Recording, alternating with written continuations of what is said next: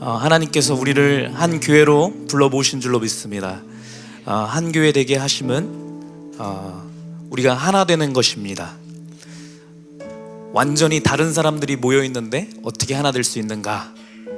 서로 맞춰주고 배려하면 될 것 같지만 안 된다는 겁니다. 성경에서 말씀하시는 것은 우리 옆에 있는 사람 조금 맞춰주려고 하면 절대 안 됩니다. 죽었다 깨어나도 하나 될 수가 없습니다. 100번 참아도 101번째 그동안 100번을 참아놨던 모든 울분을 쏟아부으면서 넌 다시 안 봐! 이러면서 더 오히려 상할 수 있다는 거거든요. 우리가 하나 될 수 있는 유일한 방법은 무엇이냐면 서로를 배려하고 서로에게 맞춰주는 것이 아니라 각 사람이 온전히 예수 그리스도께만 맞추는 것입니다. 말씀 앞에만 우리가 온전히 하나됨을 맞출 때 우리는 온전히 하나됨을 이루게 되는 줄 믿습니다. 그렇게 우리가 교회가 되는 줄로 믿습니다. 하나님께서 그 일을 위하여서 우리를 불러주셨습니다. 여기 옆에 있는 지체들 얼굴 한 번씩 볼까요? 우리 뒤쪽에도 한번 볼까요? 귀한 존재입니다. 너무 복된 사람들입니다. 왜냐하면 이 사람들하고 하나 되게 하심을 통하여서 우리가 교회 되는 겁니다. 하나님의 역사는, 하나님의 섭리는 조금도 실수가 없고 완벽하십니다. 옆에 있는 사람들을 통하여서 우리 저 뒤에 있는 사람들, 여기 앞에도 이렇게 이 사람들을 통해서 우리를 온전한 교회로 만들어 가시는 겁니다. 믿음으로 아멘 했으면 좋겠습니다. 하나로 만들어 감에 있어서 우리 안에 부셔지지 않고 없어지지 아니하는 나의 완고함이 있거든요, 여러분. 저 또한 마찬가지고 모두가 그런 것들을 가지고 있습니다. 이거를 깨부셔주기 위해서 가장 합당한 사람을 불러주셨습니다. 그래서 옆에 있는 지체들은 무조건 귀한 존재들입니다. 저 사람은 나 저랑 너무 안 맞는데? 그만큼 우리 안에 있는 게 너무 완고해서 센 사람 붙여주신 겁니다. 그래야 깨질 수 있기 때문에. 자, 그래서 우리가 같은 한 교회로 세워가는 과정 가운데서 불편한 감정이 들고 힘든 순간이 다가온다면 어떻게 해야 되는가? 말씀을 붙들어야 됩니다. 그 사람을 위해서 내가 이거 해야겠다 하면은 절대 안 돼요, 여러분. 절대 안 되는데 예수님만을 생각하며 말씀을 붙들고 말씀 앞에 제가 예수 그리스도 당신을 위하여서 나의 이 마음을 꺾습니다라고 다짐하는 겁니다. 내가 예수 그리스도 당신 한 분만을 위하여서 나의 이 모든 것들, 이거 나 하나 남았다고 생각했는데 이것까지도 하나님 앞에 내가 꺾어버리고 하나님 앞에 드리겠습니다라고 고백하는 겁니다. 그렇게 할 때 우리 모두가 온전한 하나됨을 이루게 되는 줄로 믿습니다. 여러분, 우리 다윗 언약 시리즈 얘기 말씀드리고 있는데 하나님께서 우리 교회 가운데 이곳에 모인 우리 성도 한 사람 한 사람에게 특별한 기름 부으심을 주셨다라는 얘기를 나누고 있습니다. 우리 여기 완전 약간 처음 이제 교회 나오기 시작하는 우리 기창 형제라고 있어요. 잘 모르시죠? 저기 잘생긴 청년 저기 여기 한 명 있고, 우리 여기 정우 옆에도 우리 여기 채윤 자매라고 여기 교회 원래 신앙 안 하던 지체거든요. 이렇게 있는데 이런 지체들도 기창 형제나 우리 채윤 자매도 하나님께서 이미 특별한 기름 부으심을 부은 자들입니다. 여러분들이 그렇게 인식하건 인식하지 못하건 이미 그러해요. 그렇지 않았으면 이 자리에 이렇게 있을 수 없습니다. 그냥 한번 왔다가 그냥 가게 되거든요. 별일이 생겨서라도 다리 부러지고 어떻게 하고 못 와요. 근데 하나님께서 불러주신 것은 이미 특별한 기름 부으심을 부으신 겁니다. 우리 여기에 있는 모든 사람들 기름 부으심을 받은 자인데, 특별한 기름 부으심 받은 자들의 우리가 확증할 수 있는 그 방법에 대해서 나누고 있었습니다. 오늘 이제 해서 마지막 마무리를 할 텐데 3가지 나누고 있거든요. 우리 많이 얘기해서 헷갈릴 수 있으니까 제가 말씀드리자면, 첫 번째는 우리 특별한 기름 부으심 받은 우리들은 어떤 사람들이냐면요, 무너지지 않는 사람들입니다. 좌절하고 낙심해서 한번 휘청해서 넘어진다 할지라도 다시 일어서는 자들이 우리들입니다. 특별한 기름 부으심을 받은 자들. 우리 호성에 봐도 그런 거가 참 많이 느껴져요. 과거에 저 친구가 굉장히 많이 주저앉았다가 이렇게 완전히 앉아있다가 이거 되게 많이 반복했는데 다시 일어서서 하나님 앞에 마음을 굳건히 하고선 이제 마음 먹고 그 이후로 한 번도 안 빠지거든요. 지금 맨 앞에 자리에. 이거 원래 장로님들 하는 자리인데 미래의 장로님이라서 하나님이 찬송하는 거 보세요, 그죠? 거룩한 성할 때, 우리 저랑 이렇게 몇 명 할 때도 이렇게 원래 찬송은 아멘으로 끝나는 게 맞는 거거든요. 네, 우리 미래 장로님 감이라서 아멘으로 이렇게 하는 호성형제를 봐도 무너지지 않는 겁니다. 무너진다 할지라도 다시 일어설 수 있는 자, 그 사람이 특별한 기름 부심을 받은 자입니다. 두 번째 점검할 수 있는 방법은 무엇이냐면, 나의 부족함이 드러날 때, 수치스러운 것이 내 삶 가운데 찾아올 때 도망가는 자가 아니라 하나님 앞에 나아가는 자입니다.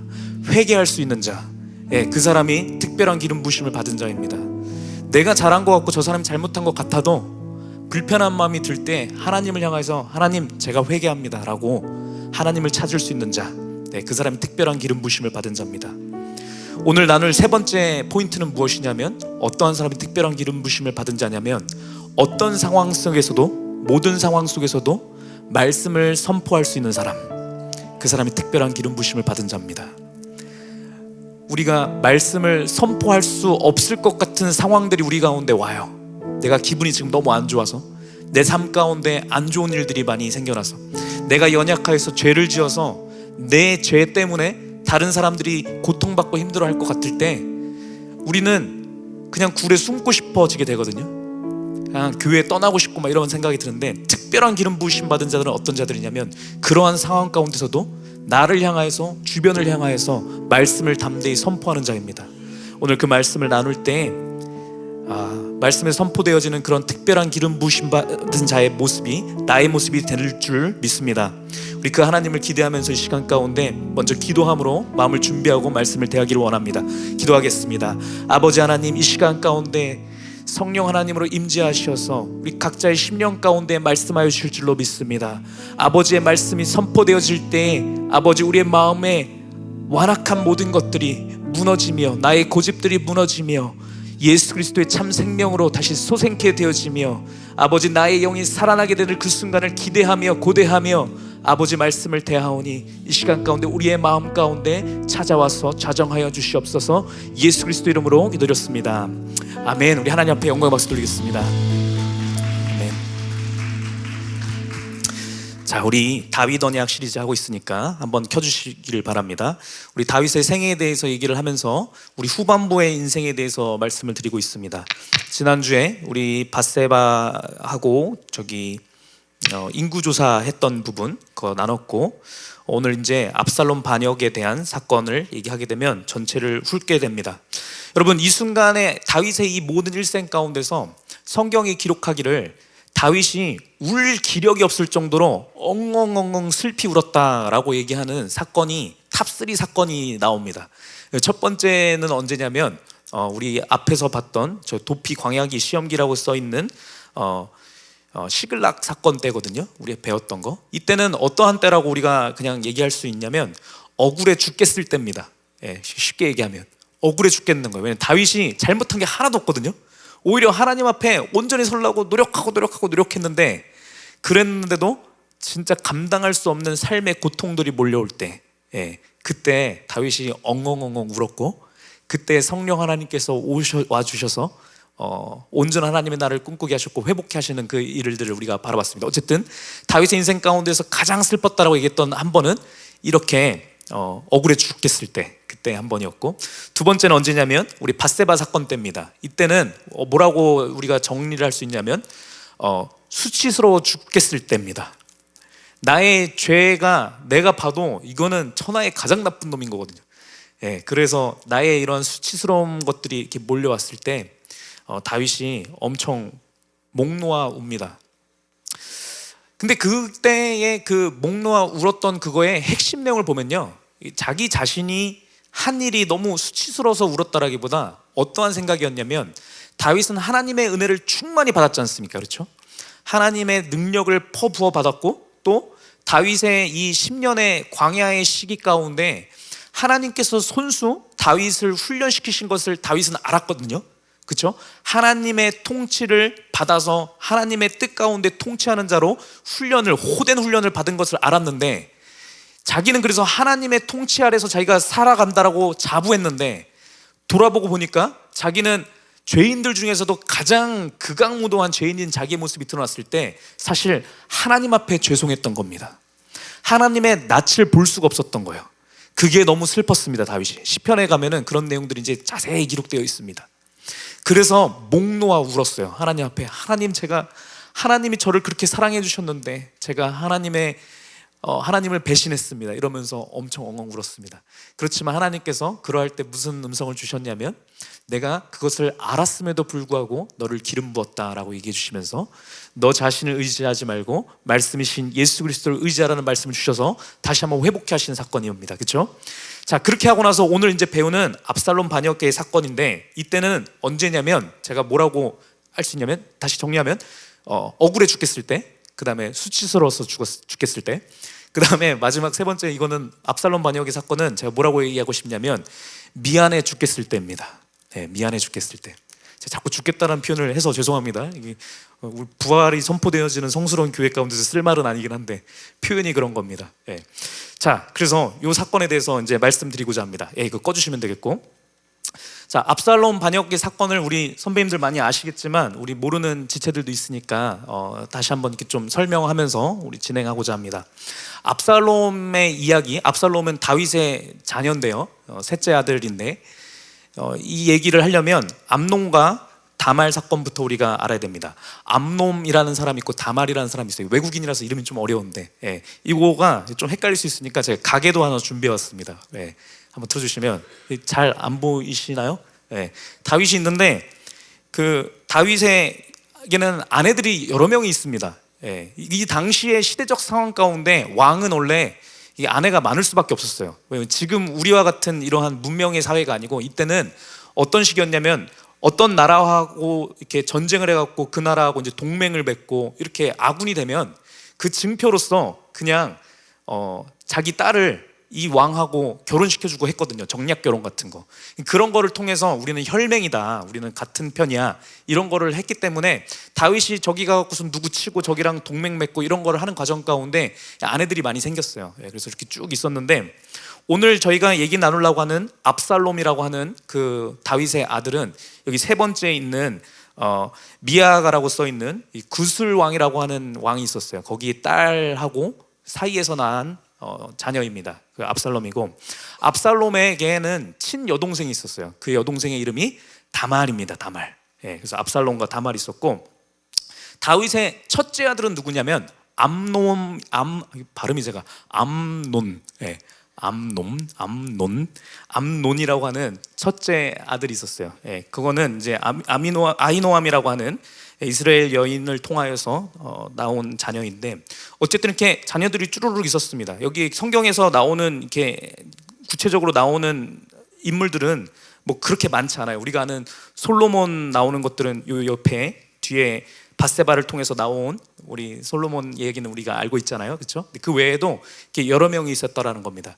다 얘기하면 어려우니까 우리가 기억해야 될 것은, 다윗에게는 첫째 아들이 있었는데 그 사람의 이름이 뭐다? 암논이다. 그리고 둘째 아들은 건너뛰고 셋째 아들이 누구다? 압살롬이 있었고, 압살롬의 동생은 다말이다. 여기만 하면 됩니다. 여기까지 하시면 됩니다. 자, 넘어가겠습니다. 자, 그래서 이렇게 자녀들이 많이 있었는데요, 이 다윗의 첫째 아들이라고 하는 이 암논이라는 사람이 다말을 엄청 좋아했습니다. 그래서 성경의 표현으로는 심히 연모하였다 이렇게 나옵니다.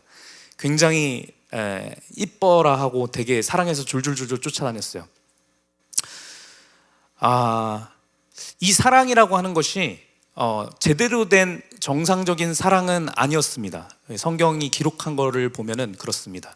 이 사랑은 진짜로 하나님하고의 관계, 하나님의 이 통치 아래서 하나님이 짝지어주신 한 남자와 한 여자 가운데 가정을 이루기 위한 그런 합당한 자의 모습이 아니었고, 암놈이라는 사람이 이 다말을 사랑하고 연모했던 것은 육적인 그런 성적인 욕망 가운데 이 여자를 좋아했습니다. 그렇게 표현이 되어 있습니다. 그래서 계속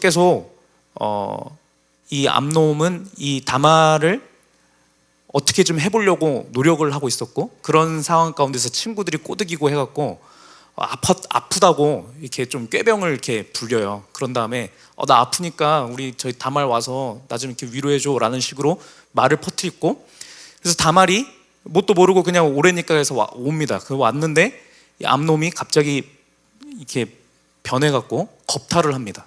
예, 이복 여동생인데 겁탈을 했어요. 그런 다음에 이게 진짜 사랑이었으면은 이제 그러고 난 다음에도 이게 아내로 취해야 되는 거거든요. 원래 그 당시에는 이제 친척들이랑도 결혼을 하기도 했었기 때문에, 예, 그렇게 해서 자기 정부인으로 이렇게 삼고 계속 사랑해주고 했었으면 큰 문제는 안 됐을 거예요.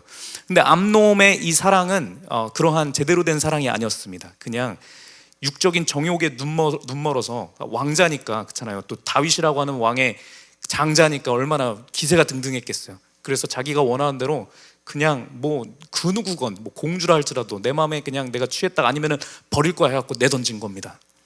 그랬더니 다말이 얼마나 슬펐겠어요, 그렇죠? 얼마나 수치스럽고 얼마나 힘들겠어요. 더더군다나 이게 힘들었을 법한 게 암놈이 이 다말을 한번 그렇게 겁탈을 한 다음에 그래도 어느 정도 위로해주고 이렇게 했으면 좋겠는데, 성경에 뭐라고 돼 있냐면은 엄청 미워했다라고 나옵니다. 자기가 하룻밤 잔 다음에 그 다음에 이 여자를 엄청 미워해갖고 막 경멸하면서 막 했습니다. 여러분, 제대로 된 사랑이 아닌 것 가운데는 이러한 일이 일어날 수밖에 없습니다. 우리 여기 젊은 우리 지체들도 많이 있는데 우리 연애 세미나도 했지만 그렇기 때문에 여러분들이 결혼하기 전까지 무엇을 점검해야 되냐면 성적 욕망에 끌려서 내가 사랑을 하는 것인가 아닌가를 잘 점검해야 돼요. 예, 그렇게 하게 되면 여기 오늘 나오는 얘기들처럼 이 육적인 정욕 때문에 우리가 어떠한 이성관계를 가지고 가게 되면은 그 끝은 무조건 파멸적인 겁니다. 서로가 서로를 향하여서 미워하고 증오로 가득 찰 수밖에 없어요. 왜? 온전한 사랑이 아니니까. 자, 그러니까 그러면 이 사람이 나하고 온전한 사랑 가운데 들어갈 수 있는 사람인가 아닌가를 점검할 수 있는 방법은 무엇이냐면 이 육적인 정욕과 욕망을 꺾어봐야 돼요. 참고선 이것을 경계한 가운데 이거를 꺾어봐야 돼요. 그러할 때 이 사람 가운데 분노가 나오는 사람인지 아니면 하나님 앞에 무릎 꿇고 기도하면서 이 사람하고 더 하나 되기를 소망하는 그런 사람인지를 검증해봐야 되는 겁니다. 아시겠죠? 그렇게 해야 뒤탈이 없습니다. 네, 안 그러면 여기 나오는 다말처럼 슬퍼할 수 있어요. 잠깐 우리 청년들 위해서 잠깐 샛길로 빠졌습니다. 자, 어쨌든 그래서 이 암놈이 다말을 겁탈하고 나서 엄청 미워하는 바람에 다말에게는 이 수치와 상처가 가득 차게 된 겁니다.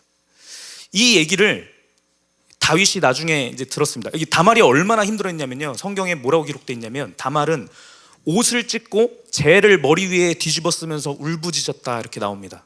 여러분, 다말은 이 다윗 왕국의 공주지 않습니까? 얼마나 주변에 그 칭송하는 사람들이 많았겠어요. 그리고 성경의 기록 가운데 뭐라고 나오냐면 이 압살롬도 그렇고 다말도 그렇고 가장 용모가 뛰어났다고 얘기합니다. 네. 진짜 잘생기고 이쁜 그거였거든요. 아마 이 구슬 이쪽 피가 좀 괜찮았나 봐요. 그래서 압살롬도 가장 아름다웠고 다말도 엄청 이뻤어요. 그랬으니까 이 암놈도 반했겠죠. 네. 그랬으니까 얼마나 앞으로의 자기 인생 가운데서 얼마나 이렇게 꿈꾸는 것도 많고 소망이 많았겠어요. 그랬는데 이 암놈이라는 이 사람이 이복 오빠인데 갑자기 불러갖고서는 자기는 그냥 죽이나 끓여주려고 들어갔다가 겁탈 당하고 나서 그랬으면은 자기를 정부인이라도 삼아야 되는데 자기 미워하면서 자기에 대해서 막 욕하면서 막 돌아다니고 하니까 얼마나 힘들었겠습니까? 그래서 너무너무나 슬퍼 울면서 옷을 다 찢고 재를 머리 위에다 이렇게 얹으면서 막 슬퍼했습니다. 자, 이 얘기를 다윗이 들었겠죠.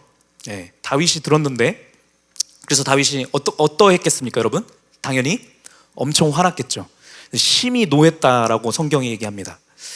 그런데 여기부터가 중요한 것인데 엄청 화가 났던 이 다윗이 뭐를 안 합니다. 아무 짓도 안 합니다. 여기부터 이제 다윗의 이 왕국 가운데 비극이 생기는데 이 얘기가 굉장히 핵심적인 얘기입니다. 성경의 기록 가운데 왜 침묵하면서 아무 짓도 안 했는지에 대한 얘기들이 별로 없는데 오늘 말씀의 흐름 가운데서 제가 전하고자 하는 바는 무엇이냐면 다윗의 마음 가운데는 죄의식이 있었다라는 얘기를 드리는 겁니다. 이 사건이 언제 일어난 거냐면 밧세바의 사건 이후에 벌어진 일인 겁니다. 밧세바 때 다윗은 자기 자신의 연약함을 완전히 직면하지 않았습니까? 그렇죠? 하나님의 사람이었는데 내가 하나님의 통치 아래 있는 사람임에도 불구하고 내가 이러한 극악무도한 죄인이 될 수 있구나 라는 사실을 깨닫고 그래서 자기 자신을 향하여서 엄청 죄책감을 가지고 이렇게 하나님 앞에 나 똑바로 붙었어야겠다 이러면서 엄청 노심초사하면서 하나님 앞에 납작 붙어있던 상태였거든요. 그러다 보니까 이 암놈이라고 하는 아들이 다말을 겁탈하였을 때 그 모습 가운데서 다윗은 자신의 모습을 본 겁니다. 자신의 아들이니까 자신이 밧세바를 겁탈했던 그 모습하고 오버랩돼서 보인 거예요. 그러니까 이 암놈이라는 아들이 다말을 그렇게 했을 때도 다윗은 그것을 향하여서 무엇을 봤냐면 자신의 죄를 바라본 겁니다. 그래서 심히 노하고 슬퍼하면서도 하나님 앞에 계속 하나님 제가 잘못했어요 이것만 한 겁니다. 그렇게까지만 했지 암놈을 불러갖고 너 이 녀석 하나님의 말씀 가운데 이거를 못했던 겁니다. 여러분 그것이 비극이었어요. 제가 오늘 결론적으로 말씀드리자 하는 바는 무엇이냐면 우리는 특별한 기름 부심을 받은 자이기 때문에 여러분 우리의 연약함이 나타난다 할지라도 나의 연약함을 나의 자녀가 그대로 빼다 닮아서 똑같은 짓을 한다 할지라도 여러분 하나님의 말씀 앞에 그 어떤 것도 앞서면 안 된다는 말씀을 드리는 겁니다. 하나님의 말씀은 절대적인 진리여서 모든 상황 가운데 온전한 말씀이 선포되어져야만 하는 것입니다. 그것이 나의 감정을 해치고 나의 자녀들의 감정을 상처내고 내 주변에 있는 누군가를 상처낸다 할지라도 말씀은 드러내서 그 말씀 앞에 모두의 죄악됨이 드러나게끔 해야 되는 겁니다. 왜요? 정죄를 위해서입니까? 아닙니다. 하나님의 말씀 앞에 우리의 죄가 드러나는 것은 축복입니다. 왜요? 그것을 통하여서 우리의 죄악됨이 깨끗이 씻겨지고 우리의 상처가 꿰매지며 우리의 그런 죄악됨이 드러날 때 이런 모든 것들이 사라지고 예수 그리스도의 생명이 그 자리에서 피어나기 때문에 여러분 우리 특별한 기름 부심 받은 자는 어떠한 자들이냐? 모든 상황 가운데서 그 죄 가운데서 허덕이는 사람들을 발견할 때 항상 말씀을 선포해야 되는 자라는 것을 얘기하고 있는 것입니다. 여러분 다윗은 암놈을 불러서 잘못된 점을 바로잡고 하나님의 말씀 가운데 공의를 세웠어야 했어요. 그런데 자신의 과거의 수치와 자신의 이 죄의 무게에 짓눌려서 이거를 덮어두었습니다. 여러분 우리도 살아가다 보면은 이러한 것들을 마주할 때가 많이 있습니다. 내가 하나님 앞에 제대로 좀 잘해보려고 열심히 다해서 해보려고 하는데 내가 앞서서 뭐 했더니 그런 것 때문에 뭐 여기저기에서 뭐 다툼이 일어나고 분란이 일어나고 이런 것 같을 때 나중에 내가 기도하다 보니까 내가 잘못했네 라는 생각이 들면 하나님 앞에 그게 너무 죄스러운 거예요. 너무 죄송해서 내가 뭘 하겠나 하고서는 이제는 말하지 말아야겠다고 숨는데 여러분 그것은 특별한 기름 부심 받은 자의 모습이 아니라는 겁니다. 특별한 기름 부심을 받은 자는 그러한 상황 가운데서 하나님의 말씀을 선포하는 자가 그러한 자라는 겁니다. 여러분 우리가 보통 특별히 우리의 자녀와의 관계 가운데서 제가 이렇게 세임이를 이렇게 봐도 저의 이렇게 제가 어렸을 때 승부욕이 엄청났었어요. 승부욕이 엄청나서 저 아직도 기억하는데 초등학생 때인가 이럴 때 부루마블 같은 거 뭐 이런 거 했는데 하다가 그때 이제 청년 형 누나들이 삼촌뻘 되는 사람들이 저랑 이렇게 놀아줬으니까 얼마나 착한 분들이에요, 그렇죠? 애기랑 이렇게 놀아주니까 그랬는데 했는데 주사위를 던질 때마다 저는 잘 안 나오고 그 형들만 잘 되는 거예요. 그래서 제가 화가 나갖고 에이 안 해 이것은 뒤집어 엎고서는 막 하니까 형들이 미안해 하면서 이렇게 와갖고서는 저한테 이렇게 막 하라고 하면서 형이 진 걸로 할 테니까 너 이거 나에게 이거 때려 하고서는 손을 이렇게 얹어줬어요. 그러면 이걸 원래 손으로 이렇게 때려야 되거든요. 근데 제가 발로 밟았습니다. 내가 이겼어 막 이러면서. 제가 그러한 승부욕이 넘쳤던 그런 애인데 세임이가 요즘에 그런 모습이 좀 보이는 거예요. 가위바위보 해갖고서는 졌으면 지가 진 건데 졌다고 하면 계속 우는 거예요. 제가 그 모습을 보면서 안타까운 거예요. 저를 닮아서 갖고 내가 나의 이것을 잘못된 거를 물려줘갖고 얘가 이렇게 망쳐졌나라고 했는데 여러분 그런 상황 가운데서 잘못된 사람들 하나님의 말씀 가운데 고침받지 못한 자들은 어떻게 하냐면 그냥 미안해합니다. 한 수 접고 들어가요. 나 때문에 너가 고생이 많다 이러면서. 세임이가 저 때문에 저 닮아서 비염기가 심해요. 알러지가 이렇게 있고. 그럼 얘가 아침 일어날 때마다 코 막혀갖고 엄청 이렇게 짜증내면서 일어나요. 코 막혔어 이러면서 막 해요. 그럴 때마다 이렇게 미안한 거예요, 제가. 여러분, 근데 이 미안한 마음을 갖는 것은 여러분 인본주의입니다. 하나님의 말씀보다 나의 미안함 감정이 더 큰 거예요. 이 아이를 사랑하는 마음이, 이 아이를 아끼는 마음이 하나님의 말씀보다 앞설 때 우리는 아무 말도 못하는 겁니다. 그런데 여러분, 하나님의 말씀 앞에 완전히 사로잡힌 자는, 압도된 자는요, 그러한 상황 가운데서도 말씀을 선포하는 겁니다. 예를 들면 세이미를 향하여서 너가 나의 연약함을 닮았구나. 그렇지만 하나님께서는 그 연약함을 하나님의 영광을 드러내는 도구로 반드시 쓰실 것이다, 얘기해 주는 겁니다. 너 있는 이 승부욕 이 사람들한테 풀 것이 아니라 영적인 승부 가운데서 그러한 기세로 마귀와 싸우는 거야, 이렇게 얘기해 주는 겁니다. 여러분, 그런 거예요. 비염으로 막 이렇게 고통받고 할 때 하나님께서 분명히 너의 그 비염의 이걸 통하여서, 알러지를 통하여서도 그 고통 가운데 예수 그리스도의 고통과 인내를 배우게 하실 것이고, 분명히 이것이 너에게 복된 길이 될 거야 라고 말씀을 선포해 주는 겁니다. 여러분, 그것이 특별한 기름 부음 받은 자의 마땅한 자세라는 거예요. 도리라는 거예요. 이거 굉장히 사소한 얘기 같지만 큰 얘기에서도 마찬가지입니다. 내가 엄청나게 큰 잘못을 저질렀고 그것 때문에 호성이가 힘들어하고 진여 형제가 힘들어할 때 제가 가갖고 이렇게 얘기할 수 있어요. 너네가 나 때문에 고생이 많구나. 내가 너네들한테 끼치는 해악을 보니까 내가 목사하면 안 될 것 같아. 내가 오늘부터 목사를 내가 사퇴가 아니고 탈퇴가 아니고 뭐라고 하죠? 그런 단어가 없는 것 같네요. 하여튼 목사 안 하고선 내가 그냥 평신도로 살아갈게. 여러분, 이것은 인본주의라는 거예요. 하나님께서 애초에 제가 이 사람들보다 신앙이 좋아서 우월해서 저를 이 자리에 세운 게 아니라는 겁니다. 하나님께서 저를 이 자리에 세우신 것은 말씀을 선포하기 위해서 세웠다라는 거예요. 거기까지가 끝인 겁니다. 여러분, 우리 모두가 그러한 자인 것을 믿었으면 좋겠습니다. 하나님께서 우리의 이 자리에 모여서 말씀 듣게 하신 것은 말씀을 선포하는 자로서 기름 부어주신 것입니다. 그렇기 때문에 우리는 모든 상황 가운데서, 우리의 삶의 모든 상황들 가운데서 말씀을 선포해야만 하는 것입니다. 내가 어떠하든, 나의 잘못이 드러나든, 옆에 있는 사람의 잘못이 드러나건, 어떠한 수치가 드러난다 할지라도 거기 앞에 예수 그리스도의 말씀을 선포하는 것입니다. 그렇게 할 때 우리가 존재하는 그 이유를 우리 증명하는 그러한 일이 일어나게 될 줄로 믿습니다. 자, 어쨌든 그래서 다윗이 이 다말을 범한 암논에게 온전한 하나님의 말씀을 선포하지 못하고 하나님의 공의를 세우지 않고 그렇게 있었습니다. 그랬더니 무슨 일이 생겨나냐면요, 이 다말의 오빠 누구 있었다고요? 압살롬이라는 사람이 있었습니다. 압살롬은 엄청 멋있고 잘생기고, 이 당시에는 머리가 아주, 그 당시에는 머리가 숱이 많은 게 또 미모의 상징 같은 그런 거였거든요. 압살롬은 보면은 이게 아주 장난 아니었대요. 하여튼 그 성경 말씀에 이 무게를 달았는데 그 무게가 말도 안 되는 무게가 돼 있어요. 사람의 그 머리로서는 나올 수 없는 무게예요. 그래서 이 신학자들은 뭐라고 얘기하냐면 진짜 이 사람의 머리 무게라기보다는, 왕들은 여기 이제 치장 같은 걸 많이 하잖아요. 그래서 여기다가 이렇게 금박지를 이렇게 발라서 따는 데다가 이런 장식들을 많이 했다라고 쳐요. 그러니까 이 금을 이렇게 여기 장식을 했으니까 당연히 무겁겠죠. 그러할 정도로 엄청 잘생기고 수려하고 막 카리스마 넘치고 막 이랬던 오빠였어요. 그랬는데 자신의 여동생이 이 암놈한테 겁탈당해 갖고서는 완전히 폐인이 돼 갖고서 이렇게 울고 있는 모습을 봤을 때 압살롬의 마음에 어떤 마음이 들었겠습니까? 분노가 차오를 수밖에 없지 않습니까? 그렇죠? 그래서 이 압살롬이 혼자 복수의 칼날을 갑니다. 당장 하게 되면 주변에 있는 사람들이 누가 봐도 압살롬이 큰일을 저지를 것 같으니까 다들 엄청 조심조심했거든요. 그러니까 이 탈로가 날까 봐 아무렇지 않은 척합니다.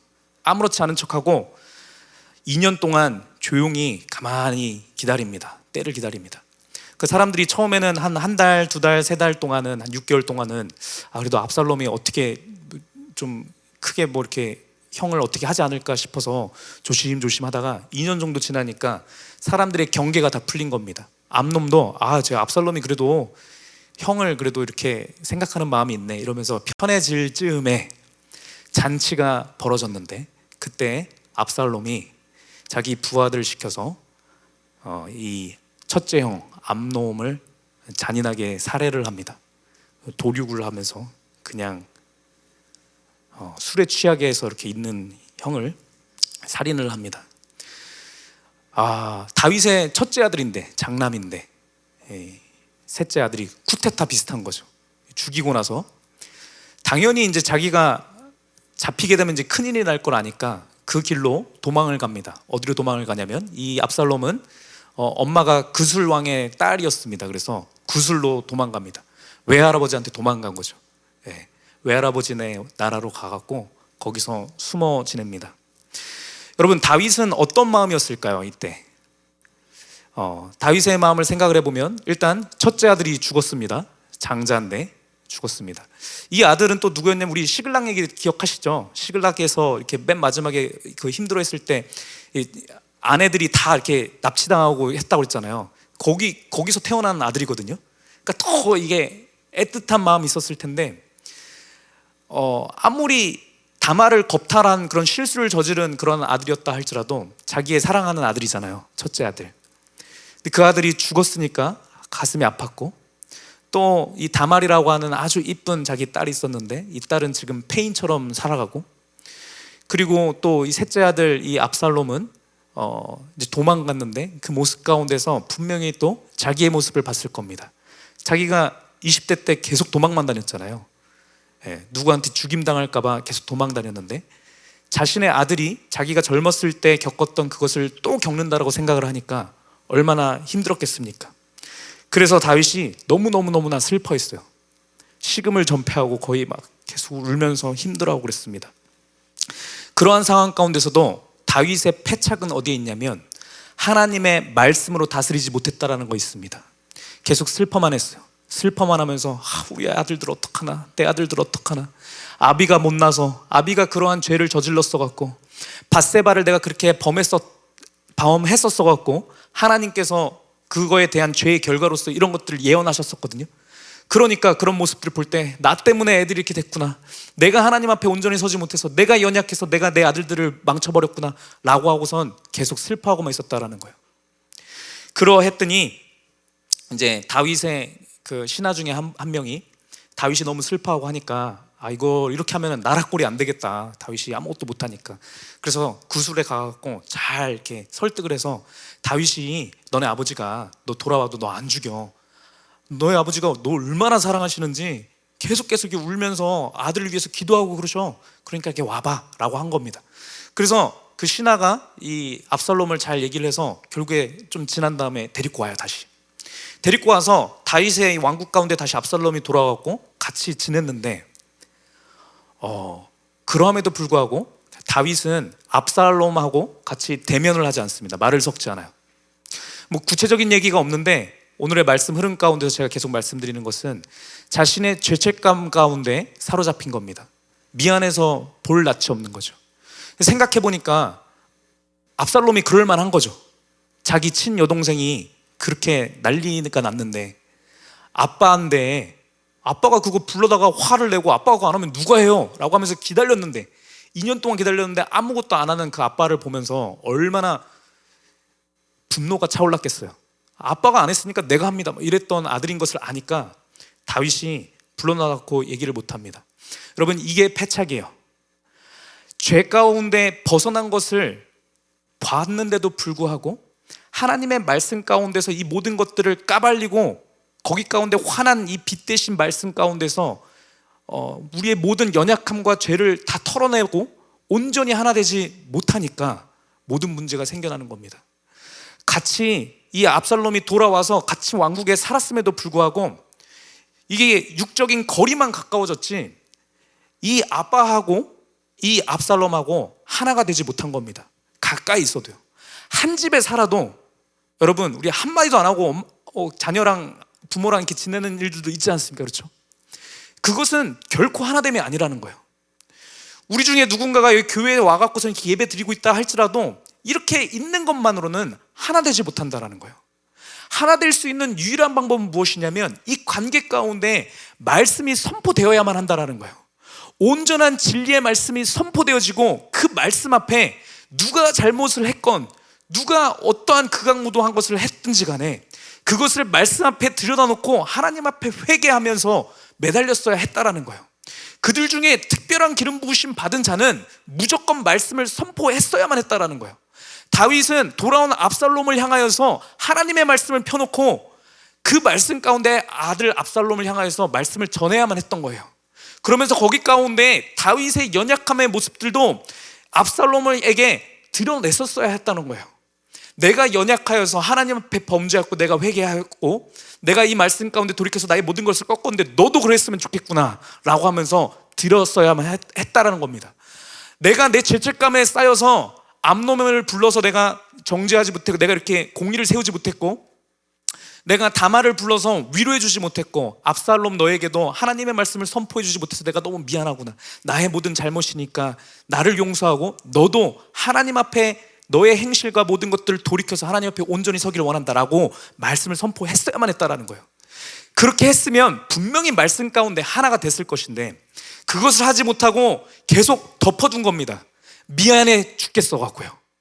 자녀를 향한 마음이 너무 미안해서 내가 그에게 잘못했던 그 과거에 내가 그에게 상처 줬던 말들이 미안해서 내가 그에게 내가 화를 냈고 내가 그에게 실수했던 그런 것들이 미안해서 계속 덮어두기만 할 때 여러분, 죄를 그렇게 덮어두게 되고 죄를 용납하게 되면 그것은 거기서 골마 썩는 것입니다. 여러분, 골마 썩어서 무슨 일이 일어났냐면 압살롬은 거기에 있는 동안 이제 불만을 여기저기에 토로하고 다니기 시작합니다. 성문에 이렇게 딱 서서, 그 당시에는 다윗 왕이 재판도 하고 이런저런 것들 하지 않습니까? 하고 나면은 재판 끝나고 오는 사람한테 이렇게 축축 얘기하는 거예요. 아유, 우리 아버지지만 이제 좀 기력도 쇠하셨고 판단력이 흐려져서 판단을 제대로 못 하시네, 그지? 저렇게 하시면 안 되는데, 이거를 계속 하는 겁니다. 하면서 은근슬쩍 얘기하게 하는 거죠. 내가 했으면은 저거보다는 게 잘할 텐데, 이런 거를 하기 시작합니다. 하나님의 말씀 앞에 온전히 돌이키지 못하니까 여러분, 그 죄악의 씨앗이 싹트기 시작하는 겁니다. 번성케 되어져서 여기저기에 다윗을 향한 못마땅함을 표현하기 시작하는 거예요. 왜? 여전히 그 안에 다윗 아버지를 향한 울분이 있었거든요. 다말의 그 고통과 어려움을 해소해 주지 못한 거에 대한 못마땅함이 가득 차 있었거든요. 이것이 말씀 앞에 해소가 되지 못하니까 튀어나오는 겁니다. 튀어나오다가 많은 사람들이 압살롬을 이제 따르기 시작합니다. 다윗은 여전히 무기력했거든요. 하나님 앞에 죄스러워서, 하나님 앞에 미안해서, 자녀들한테 미안해서 계속 그냥 울고불고 그냥 기도만 하고 있었거든요. 말씀을 선포하지 못했거든요.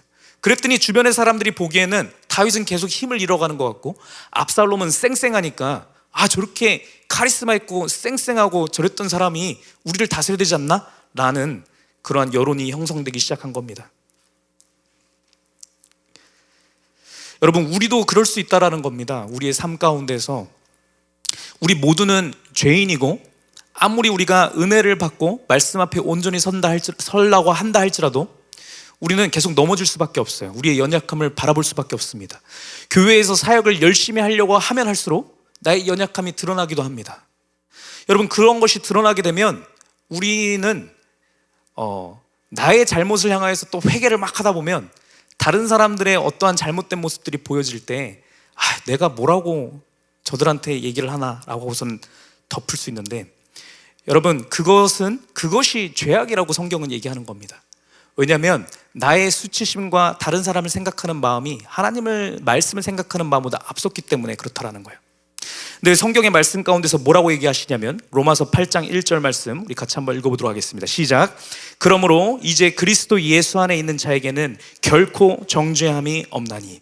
하나님께서 뭐라고 말씀하시냐면 예수 안에 있는 자에게는 결코 정죄함이 없다라는 거예요. 여러분 보세요. 모든 사람에게 감사합니다. 모든 사람에게는 죄가 있는데 예수님께서 말씀하시기는 결코 정죄함이 없다라는 거예요.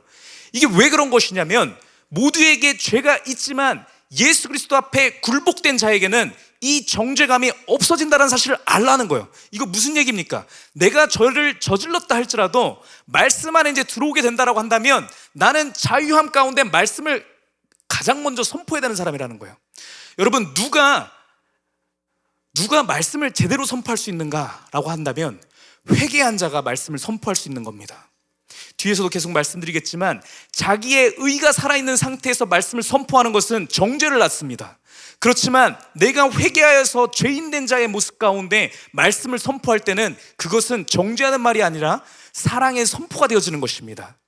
여러분, 그래서 이 말씀이 이렇게 나오는 겁니다.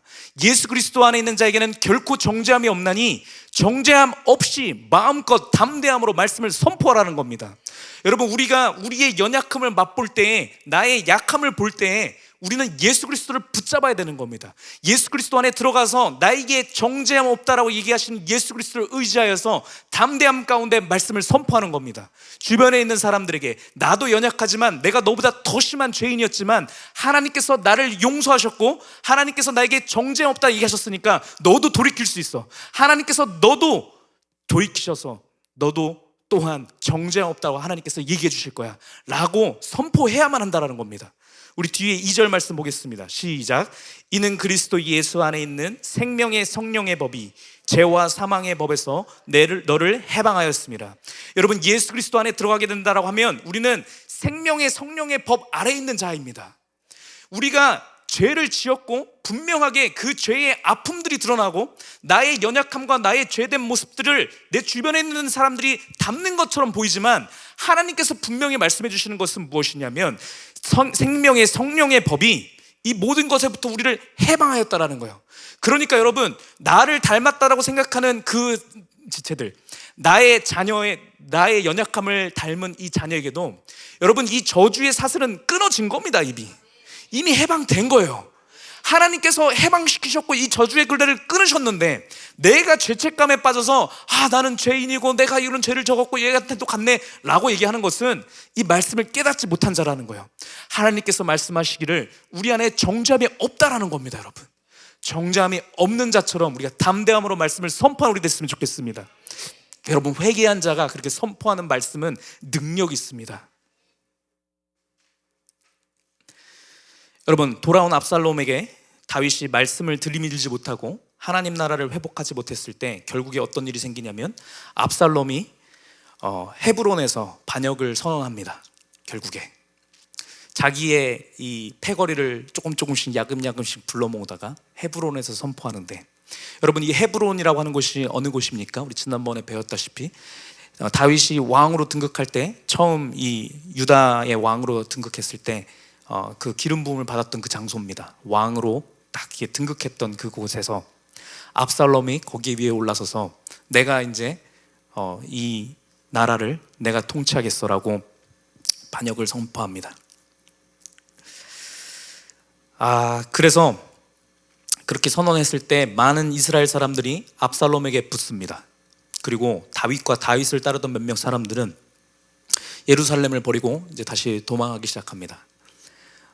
다윗이 사실 마음만 먹었으면은 대항해서 뭐 바로 할 수도 있었을 텐데 다윗은 계속 무기력했거든요. 하나님 앞에 엄청 지금 가슴 졸이면서 죄인된 모습 가운데서 헤어나지 못한 상태였거든요.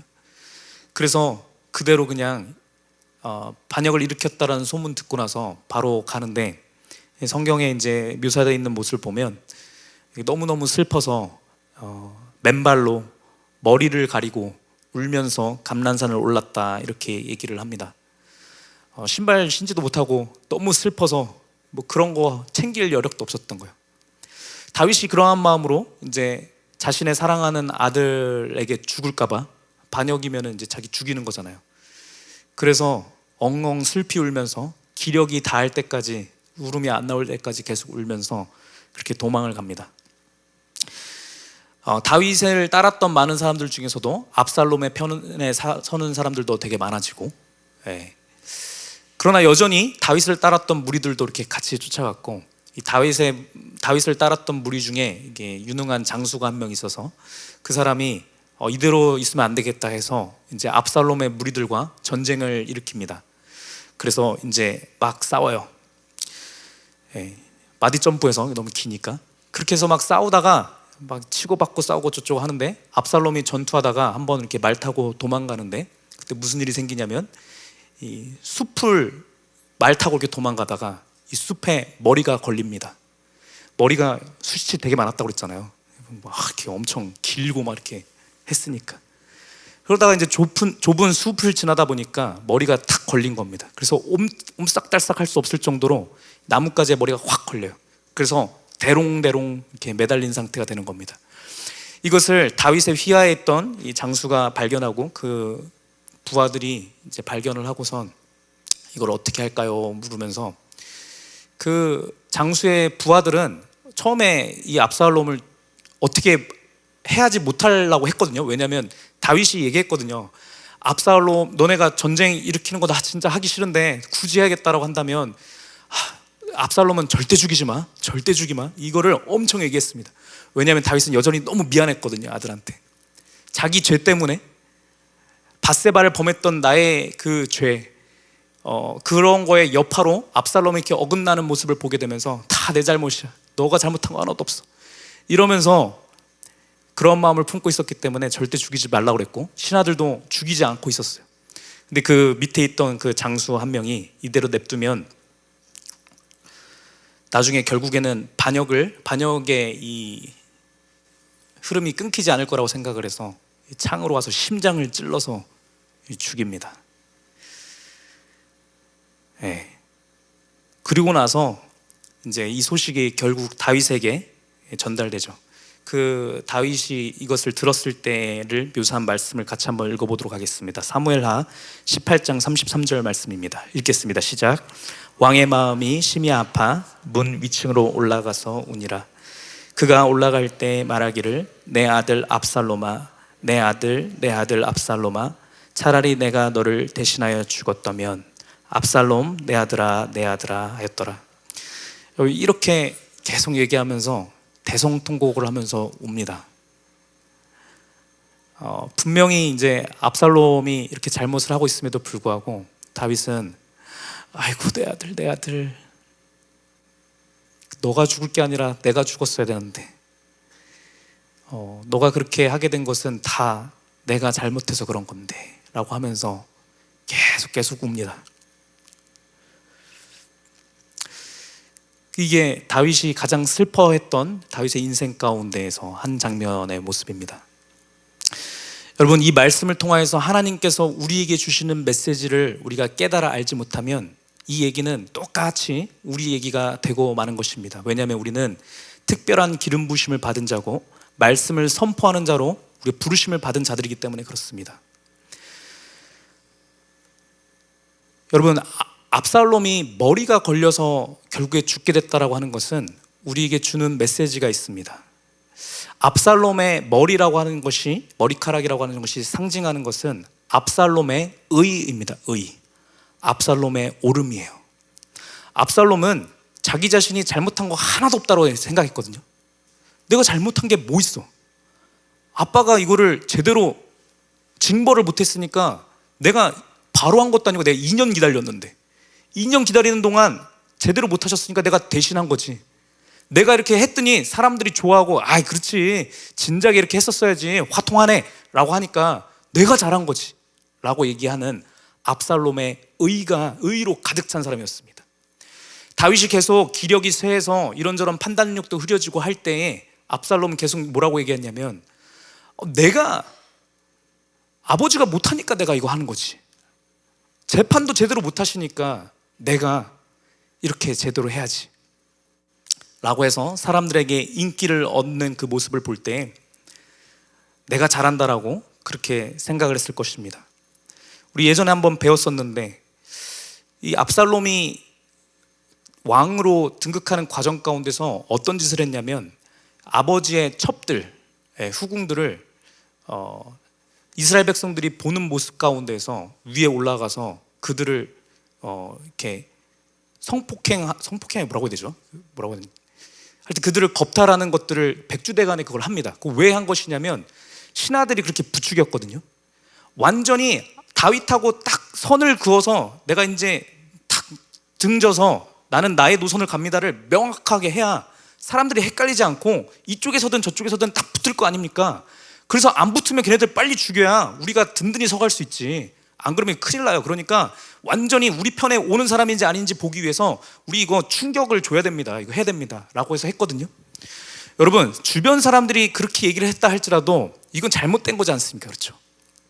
그런데 압살롬은 그것 또한 옳은 행위였다라고 생각을 했습니다.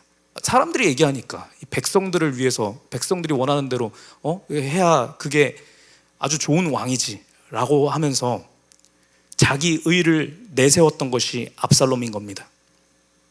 압살롬은 끝까지 원통함을 풀지 않았어요. 내가 이렇게 된 거는 다 아빠 때문이야, 다 암놈 때문이야 라고 끝까지 의를 세웠고 하나님의 통치를 소망하지 않고 조급하여서 자신이 직접 통치하려고 했습니다. 그렇죠? 하나님께 여쭙고 뭐 하는 것이 아니라 자기가 자기 뜻대로 하는 것이 맞다라고 생각했고, 지체하지 않고 모든 것들을 일사천리 가운데 탁탁탁 했었어요. 왜요? 자신이 생각하는 게 옳았다고 생각했기 때문입니다. 여러분, 온전한 말씀이 선포되어지지 못한다라고 하면요, 무슨 일이 생기냐면 자신의 의가 강성해진다라는 얘기를 하는 겁니다. 여러분, 이 압살롬의 의를 상징하는 대표가 이 압살롬의 머리카락인 거예요. 근데 결국에는 이 머리카락에 걸려서 압살롬이 죽었다라는 것은 말씀 가운데 이 죄됨이 드러나서 이게 다루어지지 못한다고 한다면, 여러분, 그 자리에 자신의 의가 가득 차서 이것이 결국에는 그 사람을 죽이게 만든다라는 거예요. 자신의 의가 그 사람을 죽이는 겁니다. 여러분, 우리가 죽지 않고 살 수 있는 유일한 방법은 무엇입니까? 나의 의가 사는 것이 아니라 예수 그리스도의 의가 사는 것입니다. 여러분, 우리가 오해하지 말 것은 압살롬이 자신의 의를 버리고 다윗의 의를 택하는 것이 아니라는 거예요. 그렇게 하면요, 원통하고 분해서 그렇게 할 수 없어요. 아무리 생각해도 아빠가 잘못했고 내가 잘한 게 맞는 거거든요. 어떻게 거기 앞에 꺾습니까? 이해가 안 가는데. 근데 꺾을 수 있는 유일한 방법이 있는데, 그것은 무엇이냐면 나의 의를 꺾고 예수 그리스도의 의를 세우는 겁니다. 여러분, 그것은 무엇을 얘기하는 것인가? 나의 잘못, 저 사람의 잘못, 누군가의 자잘못을 따지지 않고 말씀 앞에 드러난 나의 죄를 그냥 하나님 앞에 꺾는 것입니다. 하나님, 나의 앞에 이런 분노한 마음이 들어요. 분명히 다윗이 잘못했고 암논이 잘못한 거지만, 하나님, 내 안에 이렇게 죄악이 차오르는 것은 하나님의 말씀 가운데 온전치 않은 거라고 하나님께서 말씀하셨사오니, 아무리 억울해도 나의 이 분노하는 이 마음은 하나님 앞에 잘못되신 것을 제가 고백합니다라고 하면서 하나님 앞에 나의 일을 꺾었어야 했다라는 거예요. 하나님께서 나의 억울함과 원통함을 아시니까 하나님께서 오셔서 나를 통치하여 주시고 이 상황 가운데 통치하여 주시옵소서라고 선포했었어야만 한다라는 거예요. 그렇게 할 때 압살롬의 의는 꺾이고 예수 그리스도의 의가 살아나는 것입니다. 여러분, 그렇게 됐기만 했으면 이러한 일이 벌어지지 않았다라는 거예요. 여러분, 그 일은 누가 했었어야 합니까? 다윗이 했었어야 하는 일이에요. 그래서 다윗이 내 아들아, 내 아들아, 압살롬 내 아들아, 너가 죽을 게 아니라 죽어야 될 사람은 난데 라고 했던 고백은 바로 이 고백입니다. 내가 하나님의 말씀을 너에게 진작에 선포하지 못했구나 라고 하는 자책의 말씀인 겁니다. 여러분, 이 말씀을 우리에게 주시는 것은 무엇이냐면 결론적인 얘기입니다. 우리가 나의 왕이 되면 안 된다는 얘기인 겁니다. 여러분, 다윗 왕은 우리가 상상할 수 있는 인간 왕 중에 가장 뛰어난 자입니다. 사람 중에 예수 그리스도를 닮아서 예수 그리스도의 통치를 가장 잘할 수 있는 모델은 다윗이에요. 근데 하나님께서 이 다윗의 후반기 인생 가운데 이 연약한 모습들을 그대로 드러내는 것은 무엇이냐면, 아무리 사람 중에 믿음이 좋다 할지라도 그 사람은 예수 그리스도를 의지하지 못하고 말씀 앞에 온전히 자기의 죄됨도 드러내지 못하면 멸망한다라는 겁니다. 우리는 특별한 기름 부으심을 받은 자인데 어떠한 자냐면 오직 예수 그리스도의 의를 선포하는 자라는 겁니다. 나에게 뿐만 아니라 주변에 있는 모든 사람에게도 예수 그리스도의 의를 선포하는 자라는 겁니다.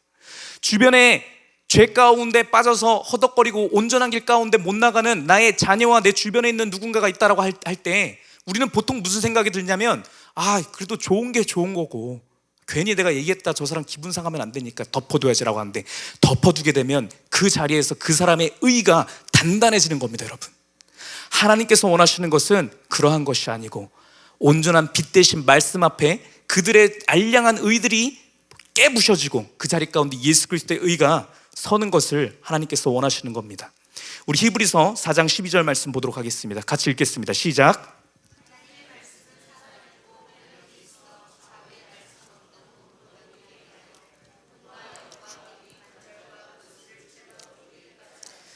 또 마음의 생각과 뜻을 판단하나니. 여러분, 하나님의 말씀은 살아있는 줄 우리가 믿었으면 좋겠습니다. 하나님의 말씀은 활력이 있습니다. 하나님의 말씀은 너무너무나 놀라워서 우리의 마음 가운데 있는 연약한 모든 것들을 도려내서, 그 아픈 것들을 다 도려내서 깨끗게 하는 힘이 있는 줄로 우리가 믿었으면 좋겠습니다. 여러분, 이거는 우리가 하는 것이 아닙니다. 하나님의 말씀이 행한다라는 겁니다. 우리는 하나님의 말씀을 선포하는 자가 되어야 된다라는 거예요. 우리가 하나님의 말씀을 온전히 선포하기만 하면 하나님께서 일하신다라는 겁니다. 하나님께서 일하시기 위해서 우리에게 말씀하시는 건 무엇이냐면 온전한 스피커가 되라는 겁니다. 이 말씀을 선포하라는 거예요.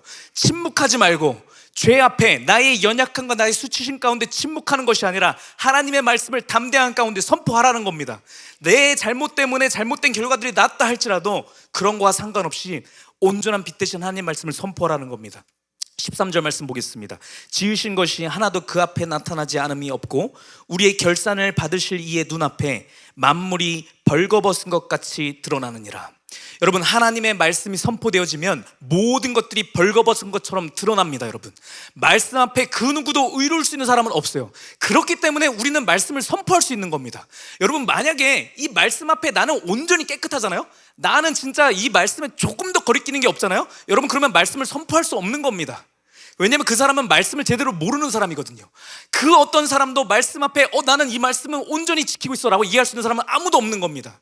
나도 연약한 자이지만 예수 그리스도께서 이 말씀을 불러주셔서 이제 내가 나를 의지하는 것이 아니라 예수 그리스도를 의지함 가운데 내가 이제 살아갈 수 있겠다라고 힘을 주셨던 것처럼 너도 그렇게 될 수 있어라고 우리가 고백할 수 있는 거예요.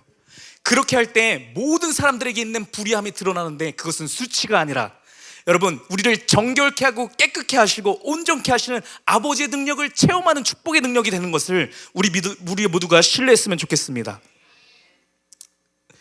그래서 여러분, 우리가 말씀을 선포할 때에는 나의 연약함, 나의 죄됨을 먼저 묵상해야 됩니다. 말씀 앞에 나는 무조건 잘하는데 너는 이건 못하는구나 라고 하면서 우리가 하나님의 말씀을 사용하여서 그 사람에게 이 말씀을 선포하면 여러분, 그 말씀 가운데는 하나님의 능력이 나타나지 않습니다. 왜요? 내 의가 살아있기 때문입니다. 하나님의 능력의 말씀이 효력을 갖을 때는 언제냐면 예수 그리스도의 의만이 또렷하게 빛날 때, 그때 효력이 있는 것입니다. 그것을 우리가 어떻게 드러낼 수 있습니까? 나의 죄됨을 먼저 고백할 때에 예수 그리스도의 의가 빛나게 되는 줄로 우리가 믿었으면 좋겠습니다. 그렇기 때문에 우리가 나의 자녀나 나의 주변에 있는 친구나 누군가에게 이러한 이 하나님의 자리 가운데 온전히 서지 못하는 자들이 있다라고 한다면, 연약한 자들이 있다라고 한다면 그들에게 가서 먼저 우리가 해야 할 것은 무엇이냐면 나의 죄됨을 먼저 드러내는 것입니다.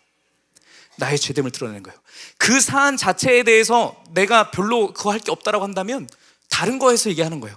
너는 이것을 지키지 못해서, 너는 주일날 예배를 참석하지 못해서, 너는 주일날 이 예배 가운데 정시간에 와서 이거 하는 걸 못하지만 나는 그거보다 더한 죄악을 하나님 앞에 범했어 라고 고백하는 겁니다. 내가 너에게 고백하는 건데 내가 얼마나 죄인이냐면 너보다 훨씬 더 극악무도한 죄를 지었던 죄인이야. 그렇지만 예수님께서 말씀을 보내사 이러한 나에게 정죄함이 없다라고 얘기해 주셨사오니 너의 이 죄도 아무것도 아니야. 너는 하나님 앞에 이 말씀 가운데 회개할 때 너도 반드시 돌이킬 수 있고 나보다 더 위대한 하나님의 사람이 될 거야. 하나님께서 너를 그렇게 축복하실 것을 내가 믿고 있어 라고 선포해주는 그 말씀 가운데는 능력이 있다는 겁니다. 여러분, 그것이 주변에 있는 사람들을 살릴 수 있는 하나님의 능력이라는 거예요. 여러분, 그 사역을 감당하는 우리 모두가 되었으면 좋겠습니다. 마지막으로 세 번째, 마지막 포인트 말씀드리고 마치고자 합니다. 이 사건을 통해서 우리에게 주시는 가장 중요한 메시지는 무엇이냐면, 여러분, 이 압살롬 사건을 포함한 이 다윗 말년에 나타난 모든 난리와 난리 중에서도 하나님의 언약은 취소되지 않았다는 겁니다. 여러분 보세요.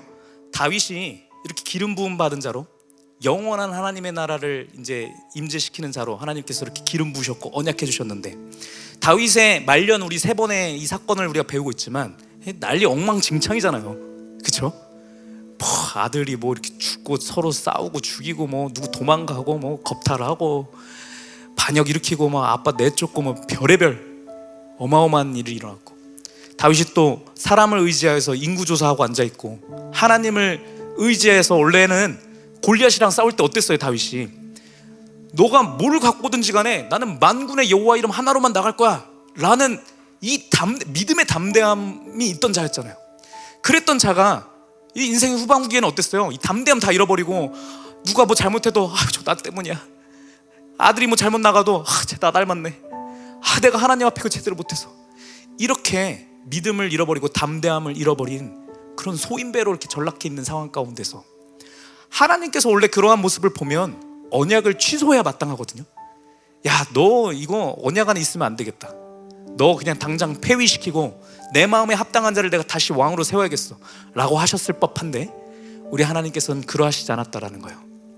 우리 하나님께서는 다윗을 폐위시키시지 않으시고 여전히 다윗의 핏줄을 통하여서 하나님의 역사를 이루셨다라는 거예요. 다윗의 그 연약했던 모습을 통하여서, 밧세바 사건을 통하여서 다윗의 죄악이 드러났을 때, 죄악이 드러났지만 바로 그 자리에서 하나님은 다윗을 회복케 하시고 회개케 하셔서 그 밧세바의 관계 가운데서 나온 솔로몬을 통하여서 하나님의 나라를 이어가셨다라는 거예요. 이 솔로몬의 이 핏줄을 통하여서 결국에 탄생한 그 사람이 누구입니까? 예수 그리스도지 않습니까? 하나님께서 한번 언약을 맺으셔서 내가 나의 나라를 너를 통하여서 세우겠다라고 약속하셨으면, 여러분, 우리의 잘못과 상관없이 하나님께서 그렇게 행하시는 겁니다. 여러분, 이곳에 모인 우리 모두는 그러한 하나님의 언약 가운데 있는 자입니다. 여러분, 우리가 앞으로 말씀 듣고 또 무너지고 넘어지고 뭐 미안한 마음도 들고 수치스러운 마음도 들고 별의별 뭐가 일어난다 할지라도 하나님께서 우리를 포기하지 않으시는 것을 우리가 믿었으면 좋겠습니다. 우리의 자녀가 아무리 어긋나고 내가 아무리 잘못해서 내가 교회 앞에서 열심히 하려고 했는데 그것 때문에 누가 상처받아서 교회를 떠난다 할지라도, 여러분, 거기 가운데서 죄책감을 가지실 필요 없습니다. 우리가 행할 것은 무엇이냐면 오로지 예수 그리스도의 의만이 내 안에서 빛나기를 바라고 소망하고 거기 앞에 나의 모든 것들을 꺾기만 하면 되는 겁니다. 그렇게 할 때 여러분, 하나님의 언약은 우리가 이끄는 것이 아니라, 우리가 여는 것이 아니라 하나님께서 여시는 거고 하나님께서 행하시는 일이라는 겁니다. 여러분, 예수 그리스도의 모형이었던 이 다윗은 실패했습니다. 그렇죠? 왕의 모습으로 왕 대신 예수 그리스도를 드러내는 그림자로서 선택받았던 이 다윗은 실패했지만, 여러분, 우리 예수 그리스도는 실패하지 않으십니다. 아멘입니까? 예수 그리스도가 이 땅에서 오셔서 영원한 하나님의 나라 교회를 탄생시켰고, 지금 이곳 한국 땅에 있는 우리 가운데도 교회를 허락하셔서 하나님의 말씀 가운데 들어오게 하셨잖아요. 그렇죠? 하나님께서 한번 약속하신 이 영원한 나라, 이 교회라고 하는 것은 절대 끊기지 않는 거예요. 예수 그리스도께서 다시 오는 그때까지 계속 존속되는 것은 이 교회인 줄로 우리가 믿었으면 좋겠습니다. 그렇죠? 여러분, 다윗 왕의 그런 연약함에도 불구하고 예수 그리스도께서 그렇게 행하셨고, 압살롬이라고 하는 사람은 어땠어요? 압살롬이라는 사람이 왕이 되려고 하다 보니까 이 피의 복수를 갈죠. 그렇죠? 피의 복수로 해갖고서는 다른 사람들 다 죽여버리려고 했는데 결국에 자기가 죽는 그런 결과를 낳았지만, 우리의 온전한 왕 되신 예수 그리스도는 어떠하십니까? 남의 피로 복수를 하는 것이 아니라 자신의 피로 모든 사람들을 구원케 하신, 여러분, 능력의 하나님이십니다. 그 하나님이, 그 예수 그리스도께서 우리의 왕으로 친히 오신다라는 것이 이 메시지인 것을 우리가 믿었으면 좋겠습니다. 그래서 여러분, 우리의 이 인생 가운데에서 예수 그리스도를 온전한 왕으로 삼는 우리에게는 실패가 없는 겁니다. 여러분, 다윗 왕은, 여러분, 암놈의 이 죄가 드러났을 때 미안함 때문에 침묵하고 덮어두고 이랬지만, 우리 예수 그리스도께서는 어떠한 왕이시냐면 우리의 조그만한 불순한 죄조차도 말씀 앞에 드러나게 하시는 분이신 줄 믿었으면 좋겠습니다.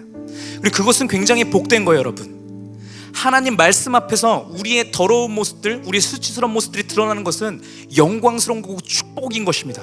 왜냐하면 바로 그것을 통하여서 하나님의 영광을, 더 놀랍게 빛나는 하나님의 영광을 드러내시기 때문이에요. 그래서 여러분, 우리는 우리의 연약함을 우리 교회 생활하면서 옆에 있는 지체에게도 드러내고 고백할 수 있습니다. 내가 연약하여서 너에게 이렇게 미운 마음을 품었었어. 내가 부족하여서 내가 이렇게 화를 냈었어. 내가 부족하여서 이렇게 못마땅한 마음이 풀었었어.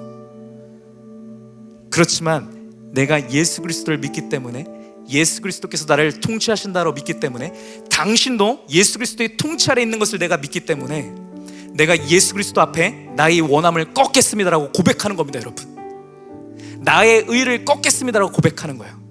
여러분, 그렇게 할 때 우리 모두가 온전히 하나됨을 이룰 수 있는 것을 우리가 믿었으면 좋겠습니다. 이분께서 우리의 왕 되시고 우리 교회의 왕 되시는 줄 우리가 믿었으면 좋겠습니다. 올해 하나님께서 저에게 주신 은혜들이 있어요. 그건 뭐였냐면, 올해 2026년 동안에는 하나님께서 온전히 예수 그리스도께서 통치하시는 것을 훈련받는 해다라는 메시지를 저에게 주십니다. 기도함으로, 말씀 가운데 묵상하고 기도함 가운데 너 자신에 있는 모든 생각들, 모든 가치관들, 너가 옳다라고 생각하는 모든 것들을 예수 그리스도 말씀 앞에 꺾는 해가 올해 너의 해야 라고 말씀을 주셨거든요. 여러분, 이 메시지를 우리 모든 성도들이 함께 했으면 좋겠습니다. 부족하지만 오후 예배 가운데 이렇게 말씀을 선포하는 자리 가운데 우리 담임 목사님을 통해서 이 자리를 주신 것은 하나님의 섭리 안에 있는 것이고, 그것은 하나님께서 우리 모두에게 주시는 메시지가 있는 것입니다. 그렇기 때문에 여러분, 오늘의 이 2026년을 처음 여는 이 오후 예배 가운데 주신 이 말씀을 붙들고 왕 되신 예수 그리스도 앞에 나의 모든 의의를, 압살롬의 머리가 같이 빛나는 나의 면류관을 꺾는 우리 모두 되었으면 좋겠습니다. 그렇게 할 때 우리 속에 예수 그리스도께서 빛나게 될 줄로 믿습니다.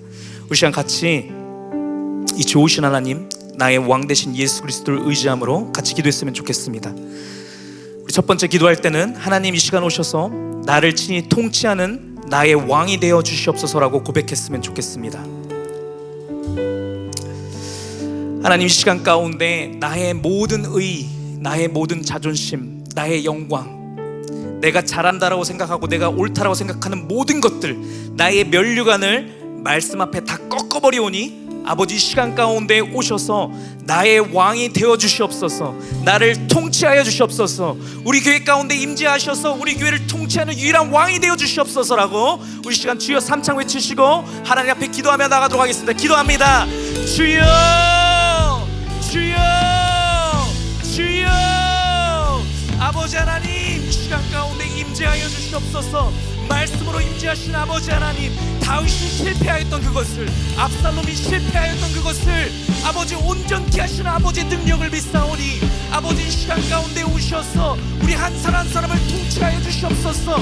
아버지 하나님, 이 시간 가운데 오셔서 우리의 온전한 주인이 되어 주시옵소서. 아버지, 이 시간 가운데 말씀 앞에 나 자신을 꺾어버리게 하옵소서. 아버지, 내가 옳다라고 생각했던 나의 모든 것들을 예수 그리스도 앞에 꺾어버리게 하옵소서. 아버지, 내가 옆에 있는 지체를 향하여서, 내가 목사님을 향하여서, 내가 우리 권사님을 향하여서, 우리 강도사님을 향하여서, 집사님을 향하여서 못마땅함을 세웠던 나의 완악한 의를 이 시간 가운데 예수 그리스도의 십자가 앞에 꺾어버리오니 성령의 불로 이 시간 가운데 오셔서 나의 모든 의를 부셔버리시고 오직 예수 그리스도로 가득 차게 하옵소서. 아버지, 못마땅해 하며 불평하며 불만하며 아버지, 내가 옳다라고 생각했던 나의 완악함을 이 시간 가운데 부셔주셔서 아버지, 이 시간 가운데 우리 교회 가운데 오직 예수 그리스도의 임하니 아버지, 빛나는 역사 나타나게 하옵소서. 우리 교회를 통치하시기 원하신 예수 그리스도께서 우리의 온전한 왕이 되어 주시옵소서. 아버지, 우리의 주인 되시옵소서. 아버지, 우리를 온전한 길로 이끌어 주시옵소서. 예수 그리스도의 말씀 앞에 우리의 죄된 것이 온전히 드러나기를 소원합니다. 나의 약함이 드러나기를 소망합니다.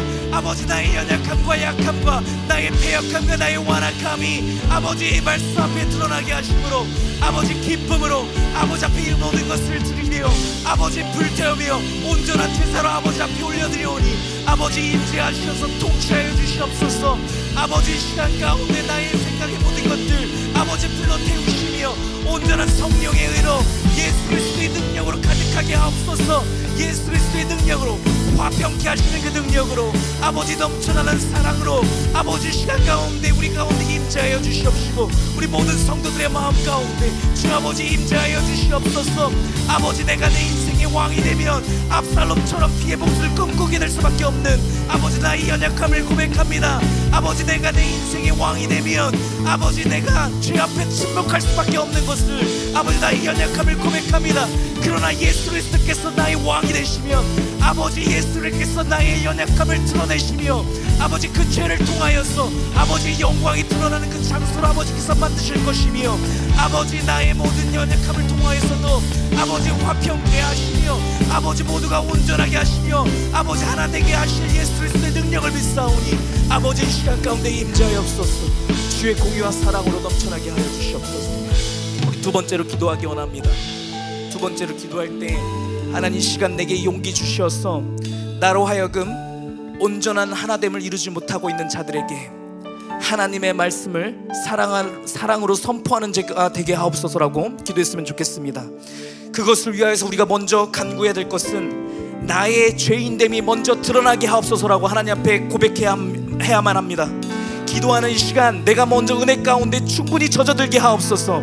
내가 먼저 그리스도의 그 신뢰와 사랑 가운데 젖어들게 하심으로, 나의 죄인됨이 드러나게 하심으로, 내가 먼저 회개하게 하시고 돌이키게 하셨어. 예수 그리스도의 온전한 은혜 가운데 아버지 내가 빠져있는 자가 되게 하셨어. 나의 말씀의 선포가 정죄가 아닌 그리스도의 크신 사랑과 은혜의 선포가 되게 하옵소서라고 우리 시간 다시 한번 주여 삼창하시며 주님 앞에 고백하며 나가도록 하겠습니다. 기도합니다. 주여, 주여, 주여. 아버지 하나님, 나의 연약함을, 아버지 나의 죄인됨을 아버지 이 시간 고백합니다.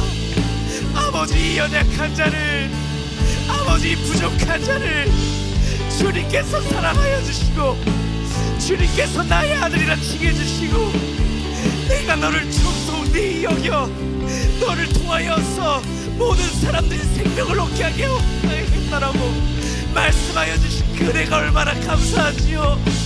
아버지 타입보다도 더 추악하고 못나고 아버지 날마다 넘어지는 나이지만 아버지 이러한 나를 사랑해 주시는 아버지 하나님, 이렇게 더럽고 취약한 자에게도 아버지 임하여 주시어서 내가 너를 통치하며 내가 너의 신랑 되어서 너의 삶을 이끌어 주신다고 말씀하신 아버지 하나님, 그 하나님 앞에 나의 모든 것을 내어드립니다.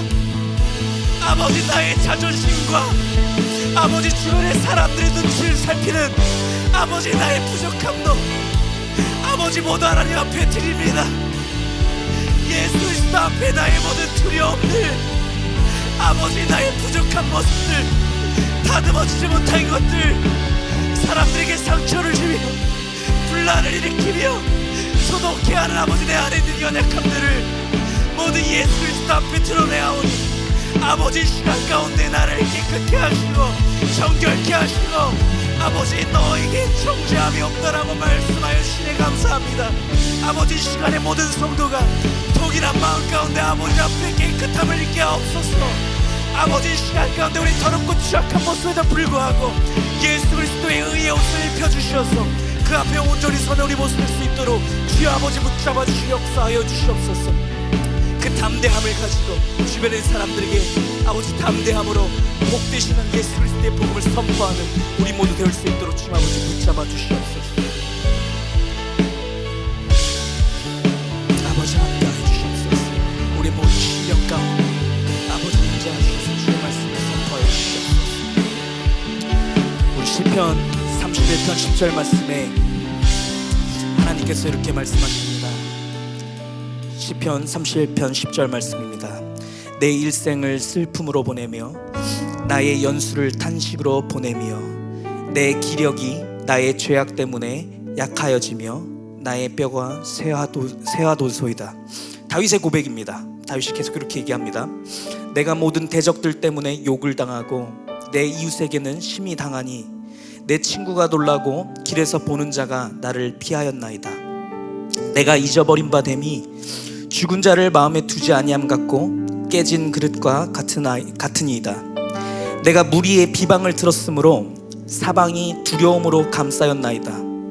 그들이 나를 치려고 함께 의논할 때 내 생명을 빼앗기로 꾀하였나이다. 그러면서 다윗이 14절 말씀에 이렇게 얘기합니다. 여호와여, 그러하여도 나는 주께 의지하고 말하기를 주는 내 하나님이시라 하였나이다. 여러분, 다윗의 인생이 스스로 다윗이 자평하기를 내 일생은 슬픔으로 가득했다 얘기를 합니다. 나의 모든 연수를 매년 나는 탄식으로 보냈다. 내가 죄로부터 멀어지려고 그렇게 노력하였으나 죄악 때문에 내가 약하여지고 나의 뼈가 쇠했다 이렇게 고백을 합니다. 하나님 앞에 그 누구보다 온전히 서려고 했는데 하면 할수록 잘 안 되는 거예요. 그러함에도 불구하고 다윗이 막판에 고백하는 것은 무엇이냐면 주여, 그러하여도 나는 주께 의지하고 말하기를 주는 내 하나님이십니다 라고 고백하겠다는 고백입니다. 여러분, 이 고백이 우리의 고백이 되었으면 좋겠습니다. 여러분, 이렇게 고백할 수 있는 능력이 진짜 능력입니다. 여러분, 이렇게 고백할 수 있는 능력 앞에 여러분, 세상은 우리를 해할 수 없습니다. 이렇게 모든 아픔과 고통과 슬픔과 못마땅한 가운데에서도 그러함에도 불구하고 여전히 주는 내 하나님이십니다 라고 고백하는 그 의의 믿음의 고백 앞에 그 어떤 것도, 사망도, 우리의 고통과 우리의 모든 삶의 어려움의 모든 것들도 우리를 예수 그리스도의 사랑에서 끊을 수 없는 것입니다. 그렇기 때문에 이 시간 가운데 우리가 주님 앞에 고백했으면 좋겠습니다. 하나님, 나의 인생의 지금 상황 가운데서도 제가 주께 고백합니다. 아버지, 이 모든 상황이 못마땅하여도 내가 여전히 고백합니다. 주는 여전히 나의 하나님 되시며 주는 나의 통치자 되시며 나의 주인 되십니다라고 이 시간을 다시 한번 주님 앞에 두 손 들고 하나님 앞에 고백하며 나가도록 하겠습니다. 고백합니다. 주여, 주여, 주여. 아버지 하나님, 주님께서 나의 만족 되십니다. 주님 한 분만이 나의 상급 되십니다. 아버지, 주님 한 분만으로 인하여서 아버지 내게 만족이 있고 내 삶이 기쁨으로 충만합니다. 아버지, 사람들이 보기에는 아버지 내가 실패한 것 같고 내가 잘 되어나가실 것 같지 않냐고, 내가 저주를 받은 자 같고 아버지 내가 나의 자녀들이 잘못된 것 같고 아버지 내 주변에 있는 사람들의 관계가 틀어진 것 같고 아버지 내가 이단이라고 내가 삿대질 받고 내가 온전하지 못한 자라고 삿대질 한다 할지라도 아버지, 그러함에도 이 상황 가운데서 제가 고백하기를 주는 나의 하나님이시라 아버지 제가 고백합니다. 아버지, 이 못마땅한 상황 가운데서도 내 맘대로 되지 않는 상황 가운데서도 아버지, 주님께서는 여전히 나의 주인 되십니다. 주님께서는 여전히 나의 통치자 되시며 나의 왕 되십니다. 이 시간 가운데도 주님께서 나를 푸른 풀밭으로 인도하시며 나를 쉴만한 물가로 인도하여 주신 줄로 믿습니다.